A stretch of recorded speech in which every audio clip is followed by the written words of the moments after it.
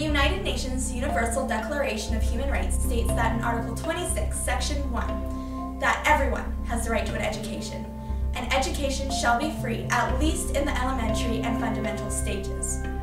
Elementary education shall be compulsory. So why are 150 million primary-age school children not attending school?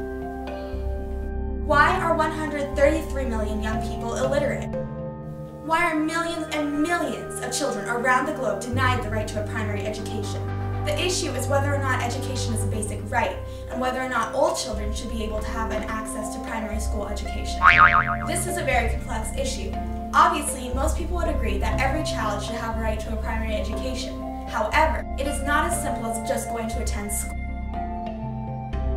For most, the reason the kids aren't attending school is because their families can't afford to pay tuition, and they have their kids work at home instead.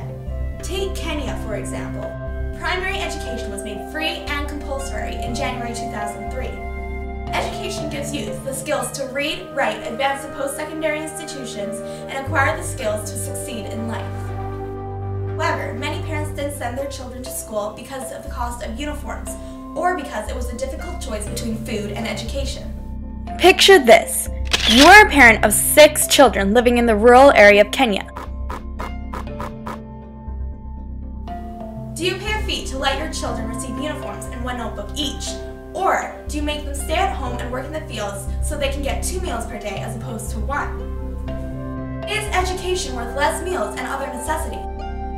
As Nelson Mandela said, education is the most powerful weapon you can use to change the world. The best solution to this issue is for all children to receive a primary school education and to deal with the consequences in an effective manner. For example, an effective way of dealing with the cost of school uniforms is for them to be donated, or at least for a fraction of them to be contributed by transnational clothing companies.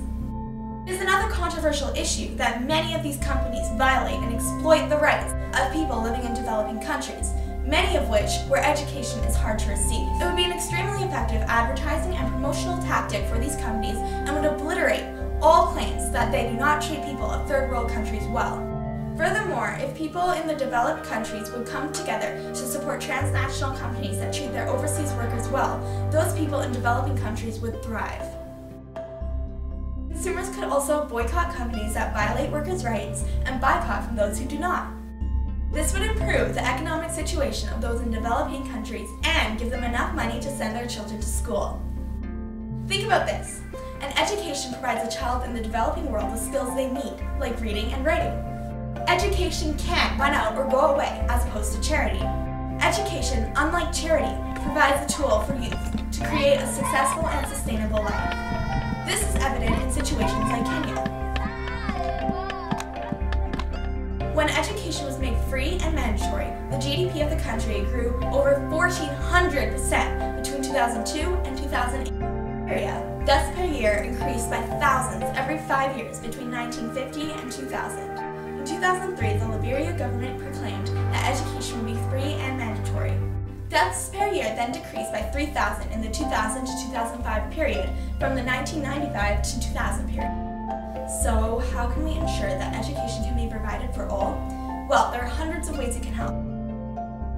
It has been said that education is the best friend, and that an educated person is respected everywhere. Education beats the beauty and the youth. If every child in the world today were to receive an education, the world would be one giant leap closer to the elimination of poverty and inequality.